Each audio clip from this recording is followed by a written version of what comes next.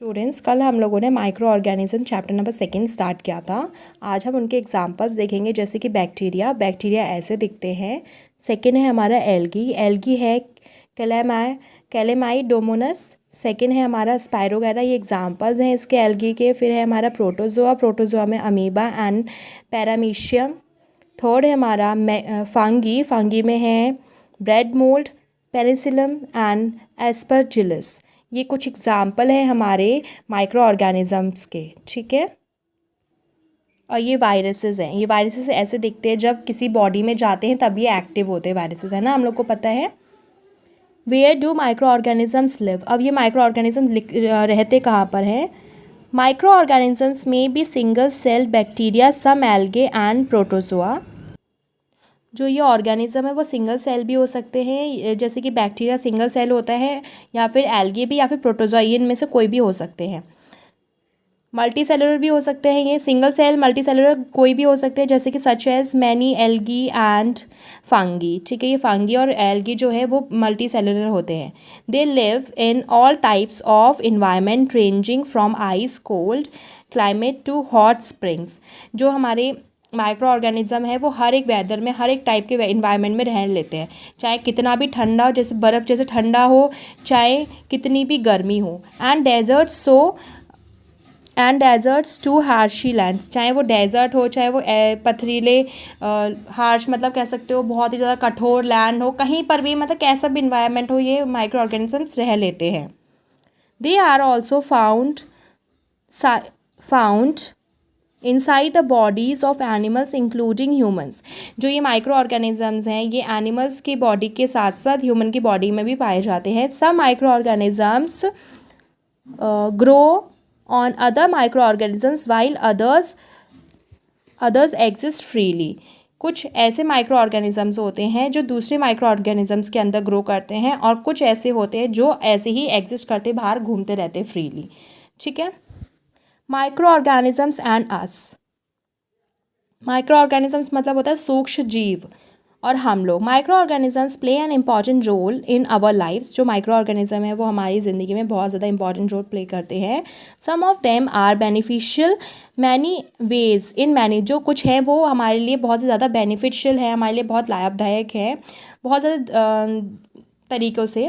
Where as are some others are harmful and cause disease. और कुछ ऐसे micro organisms हैं हमको जिनकी बिल्कुल भी ज़रूरत नहीं है, और वो हमारे लिए या हमारी बॉडी के लिए बहुत ही ज़्यादा डेंजरस हैं, और हमें डिजीज़ पैदा कर देते हैं, डिजीज़ हो जाती, बीमारियां हो जाती, रोग हो जाते हैं। Let us study about them in details. अब उन माइक्रो ऑर्गेनिजम्स के बारे में डिटेल में पढ़ेंगे जो हमारी बॉडी के लिए अच्छे हैं या फिर जो हमारी बॉडी के लिए बेकार है। Friendly micro organisms. अब हम उन ऑर्गेनिजम्स के बारे में पढ़ रहे हैं जो हमारे लिए बहुत अच्छे हैं।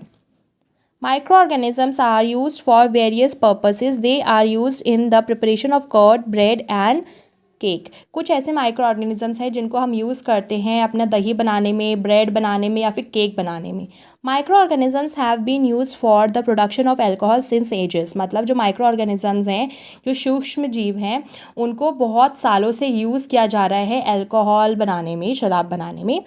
They are also use in cleaning up of the environment. हमारे इन्वायरमेंट को साफ़ करने के लिए भी यूज़ किया जा रहा है। For example the organic waste, vegetable peels, remains of animals, feces, etc. are broken down into harmless and unusable substance by bacteria। जो कुछ ऐसे चीज़ें होती हैं जैसे कि हमारे ऑर्गेनिक वेस्ट समझ लो, जो हमारे घर से निकलते हैं वेस्ट, जैसे कि वेजिटेबल पील्स, सब्जी के छिलके, जो रिमेन्स होते हैं एनिमल्स के, जो रिमेन्स होते हैं, या फिर फीसेस जो एनिमल रिमूव करते हैं, इन सब को ब्रोक करा जाता है harmless down into harmless and usable substances. ये इनको ब्रोक करते हैं बैक्टीरिया, ताकि कि हम इन्हें बाद में यूज़ कर सकें। Recall that bacteria are also used in the preparation of medicine. कुछ ऐसे बैक्टीरिया होते हैं जिनको हम अपने मेडिसिन बनाने में भी यूज़ करते हैं। In agriculture they are use to increase soil fertility by fixing nitrogen. और कुछ ऐसे बैक्टीरिया होते हैं जिनको हम सॉइल फर्टिलिटी को इंक्रीज़ करने के लिए, या फिर सॉइल के अंदर नाइट्रोजन फिक्स करने के लिए भी यूज़ करते हैं। शायद आपको याद आया होगा, राइजोबियम एक बैक्टीरिया है ना, जो सॉइल में फर्टिलिटी फिक्स किया जाता है करता है नाइट्रोजन को, और सॉइल की फर्टिलिटी भी बढ़ाते हैं। तो बहुत सारे ऐसे बैक्टीरिया हैं जो हमारे लिए बहुत ज़्यादा यूज़फुल है। Making of curd and bread. अब ब्रेड और कर्ड कैसे बनाते हैं माइक्रो ऑर्गेनिजम्स के through? You have learn in class 7th that milk is turn into curd by bacteria. आपने क्लास 7 में पढ़ा होगा जो मिल्क है वो कर्ड में, जब दही में तब बदलता है, किससे? बैक्टीरिया की वजह से बदलता है मिल्क हमारा कर्ड में। Curd contains several microorganism. जो कर्ड है हमारा दही है उसके अंदर बहुत सारे माइक्रो ऑर्गेनिज्म पाए जाते हैं। Of these the bacteria lactobacillus promotes the formation of curd. जो हमारा लैक्टोबैसिलिस्म है वो हमारे कर्ड को बढ़ने में, कर्ड को बनाने में हेल्प करता है। ये ऐसा बैक्टीरिया है, कर्ड को बनाने में हेल्प करता है। It multiplies in milk and converts it into curd. जो ये बैक्टीरिया है लैक्टोबैसिलस जो हमारे मिल्क में मिलता है, तो ये कन्वर्ट करता रहता है अपने आप को, मतलब मल्टीप्लाई करता रहता है। बहुत टाइम्स मल्टीप्लाई करने के बाद ये हमारे मिल्क को क्या करता है? कर्ड में कन्वर्ट कर देता है। Bacteria are also involved in the making of cheese. Bacterias हमारे चीज़ को बनाने में, pickles and many other food items, हमारे और भी फूड आइटम्स को बनाने में यूज़ किए जाते हैं। एंड इंपॉर्टेंट इंग्रेडिएंट ऑफ रवा या फिर सूजी, idlis and bhaturas is curd. जब कर्ड का हम कहाँ कहाँ सबसे ज़्यादा यूज़ करते हैं? सूजी या फिर रवा की जो इडली होती है उसमें हम कर्ड का यूज़ करते हैं। और हमारे भटूरा है, जब भटूरा बनते हैं तो उसमें भी कर्ड को मिलाया जाता है। Can you guess why? क्यों मिलाया जाता है कि आप सोच सकते हो? Bacteria and yeast are also helpful for fermentation of the rice, idlis and dosa batter.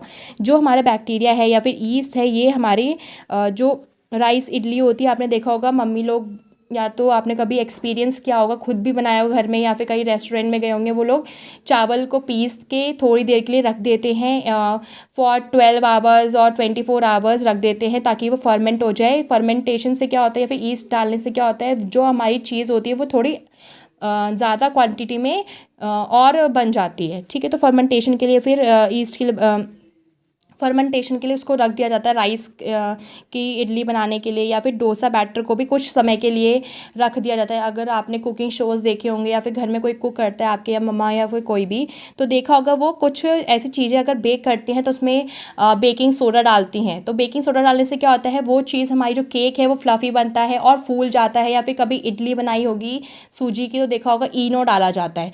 इनो भी एक टाइप से क्या है, हमारा फर्मेंटेशन में हेल्प करता है। ऐसे राइस को फर्मेंट करने में और ज़्यादा अमाउंट में बनाने में, उसको फुलाने में उस चीज़ को हेल्प किया जाता है। एक्टिविटी 2.3 टेक ½ kg फ्लोर, आटा और मैदा।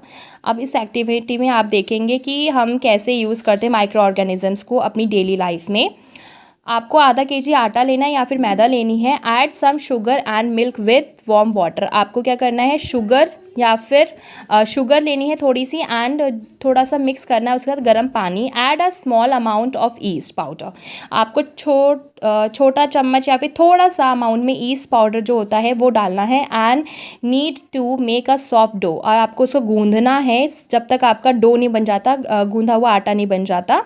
What do you observe after 2 hours? आपको उसको छोड़ देना है। ठीक है, 2 घंटे के बाद आप क्या देखते हैं? Did you find the dough raising? मतलब आपने 2 घंटे के बाद क्या देखा कि डो जो है वो फूला हुआ दिख रहा है आपको। तो देखो यहाँ पर क्या हुआ, मैदा विथ ईस्ट पाउडर। जब आपने घोल के रखा, उस आटे को गूंद के रखा, कुछ समय बाद जो 2 घंटे बाद आपने देखा तो रेज्ड मैदा कैसे फूल के इतनी बड़ी हो, इतना ज़्यादा अमाउंट में हो गई है।